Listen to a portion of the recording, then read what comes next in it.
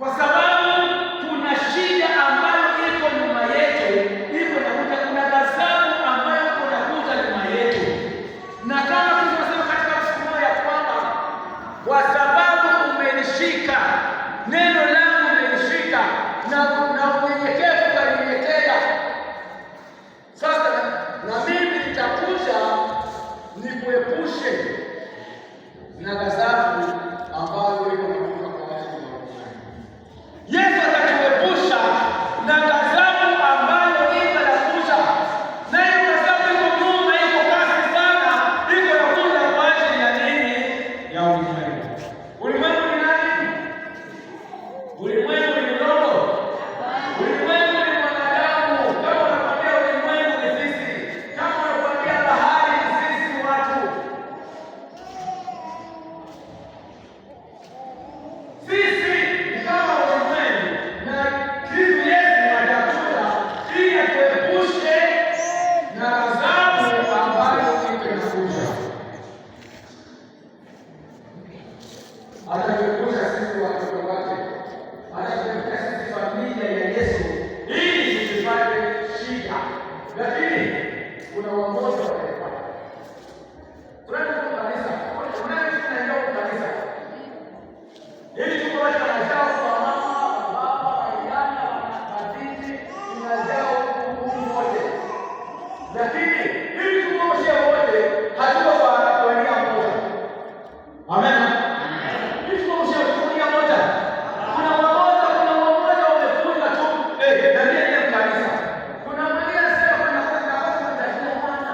Wewe kama unaenda kubadilisha maisha yako, wala kubadilisha hali yako, ukuja kukanisa ili usikie neno la Mungu, neno la Mungu kutoka katika level ya chini kupatie neno la Mungu. Amen. Neno la Mungu linapandisha mtu. Kama kuna yale hata tunafanya, wala tunapenda sana, tunapendelea sana kufanya, lakini Yesu anarudia kufanya yake. Ungeukie Yesu Kristo. Kile anakuja kuchukua watoto wake, utaleta roho ya hesabu ya wale ambao watakuja. Amen. Haleluya. Yesu anasema kama hata dhambi zetu zote zinaweza kuwa ni chungu. Kama nini? Kama seluji. Kama nini? Kama seluji. Kama damu. Baba anasema kama seluji. Seluji na maana chungu. Na maana nini? Nyeupe.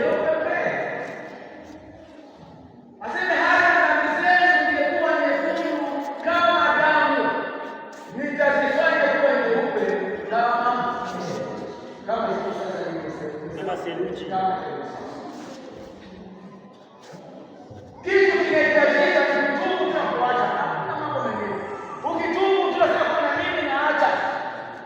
Na bachao ni malizaka pamoja.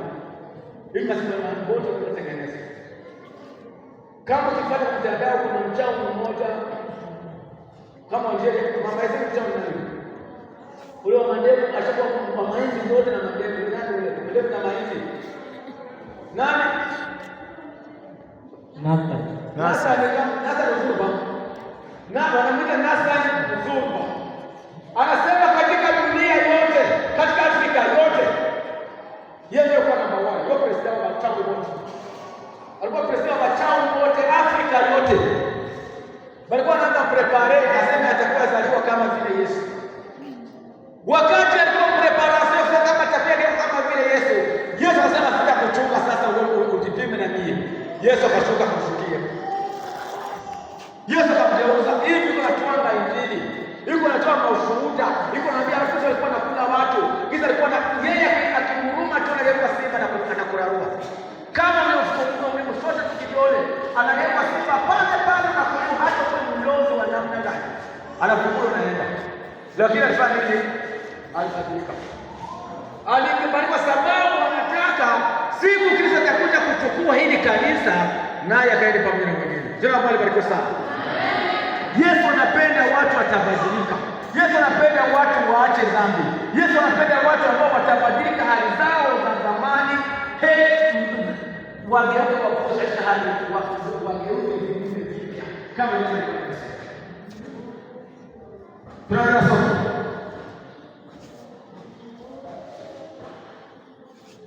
hapa, tulisoma nukta pointi ya inasema hivi: muda wa kubaki hapa duniani ni mfupi, ni mchache sana. Wakorintho wa kwanza 7:19 inasema hivi: lakini ndugu, nasema hivi, muda ubakio si mwingi, basi tokea sasa wale walio na wake na wawe kama hawana wake, wale wako na waume wao kama vile hawana, wale wanaofurahi wao kama hawafurahi, wale kuwa na mali wao kama hawana mali. Hili neno nasema namna gani? Wewe ambayo unafurahia mambo ya ulimwengu kwa sasa, yale mambo unafurahia yaache, ukuwe kama hauna nayo, ukuwe kama hauna vile vitu, uvitoke hemo, kwa sababu muda unaobaki ni mchache kabisa. Hapa kanisa liko tayari kunyakua kwenda, na kama kanisa liko tayari kunyakua kwenda, sasa ndio maana maandiko yanasisitiza, Yesu alisisitiza kwamba ni lazima sasa tuwe tayari, kwa sababu kanisa liko ndani. Niwaulize kwanza, vita anaona vita? Hapo naona vita. Biblia inasema hivi, utakapoona yale ambayo hayakuwa nafika yanafanyika, kweli ya kwamba siku iko wapi? Sio karibu kuja. Iko karibu kuja kuchukua kanisa. Watu mataifa na mataifa gombani hawagombani. Hivyo gombani wote wako kilio. Kongo na Kongo. Bulaya nchi wanavamia nyingine. Afrika nchi wanavamia nyingine. Hatuona vita. Hatuona mtetemeko ya nchi, watu wanataka kuondoka Nigeria kuongea watu.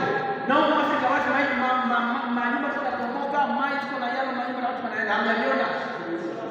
Watu kusikia hamjaliona. Yote yanaenda kutimia, yote yanatimia. Kuna chenye kinabaki ambacho unaweza kutimia na kitimia mpaka kanisa mpaka sasa kukulika hivi. Ni kujengwa kwa hekalu la Yerusalemu. Kwa sababu ya Yerusalemu hivi ndipo msikiti wa Waislamu wa Palestina, wale watu wa Palestina walijenga msikiti mmoja. Walivamia. Lakini kusema kama ule msikiti ubomolewe na vifaa vyote tayari viko. Vifaa vyote viko. Hamuna habari ya kama Yerusalemu iko napigana na Waislamu kama haramu. Hatuna habari. Hatuna habari kama napigana. Bako napigana mpaka tunaambia kwa napigana. Bako napigana. Linalobaki ni kanisa lijengwe. Na kanisa haliwezi jengwa ile hekalu haliwezi kujengwa sisi bwana. Kujengwa kwa hekalu ni lazima tushakisha chakula. Uwe ushakusa utaondoka sasa. Uwe kuacha hivi. Biblia inasema kwamba waliokufa katika nani? Kristo. Katika Kristo Yesu. Hiyo funzo tunasoma kuona kwa mtu wa Mungu. Biblia inasema kwamba wale waliokufa katika Kristo Yesu watafanya nini? Watafanya nini? Wote nyakuliwa. Waliokufa katika Baba na Mwana na Mtoto kama na Roho Mtakatifu wako pale watafukiwa. Mnawasikia nao pale? Baba pesa. Habari gani? Uko bien? Karibu sana. Sasa niko nakwambia hivi. Waliokufa katika Baba na Mwana na Roho Mtakatifu mnasema na watano Biblia wataenda. Wenye wataenda ni wanani? Katika nani? Basi, ndio wataenda. Utafuta ni kupanda au nani? Utafuta ni kupanda. Mungu anafanya mafunuo ya dini ifanye nini?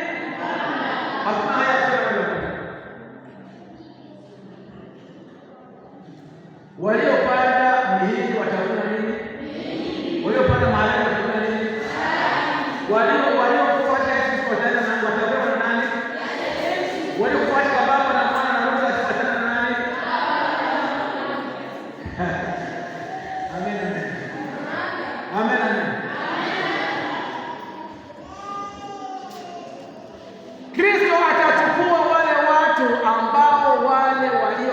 katika jina lake. Wale ambao alisema kwamba kama mkinipenda mtashika nini? Kama mkinipenda mtashika mta. Kama ndoka kwa shida kishika mta. Kama ndoka kwa leo ya kishika mta. Lakini anasikia kwa sababu anapenda, anashika amri zake. Hata ndani ya nyumba kuna mtoto ambaye unaweza tuma hata sema nini, anasema baba kuna tuma, anakuta mtoto naye anaenda kule mwenye matumani, anasema maneno matatu na ile matano, ndio kwa hiyo iko tofauti na yule anayeonekana kwamba ondoka wewe na anaenda na kutia kitu.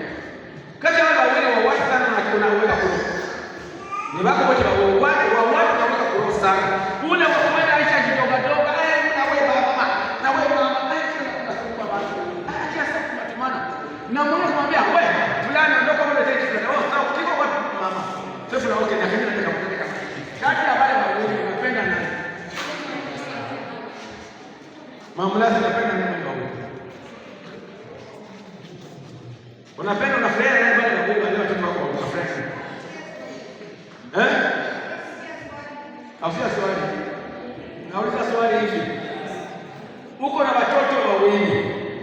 Na wale watoto wawili ukisema ukimwambia mmoja, wewe mtoto, wewe mletee kitu fulani. Mbele ya kwenda anashitoka kama maneno matano. Hapa na anachokesha. Kila siku tunaona watu. Na wewe na watu kabisa. Anaenda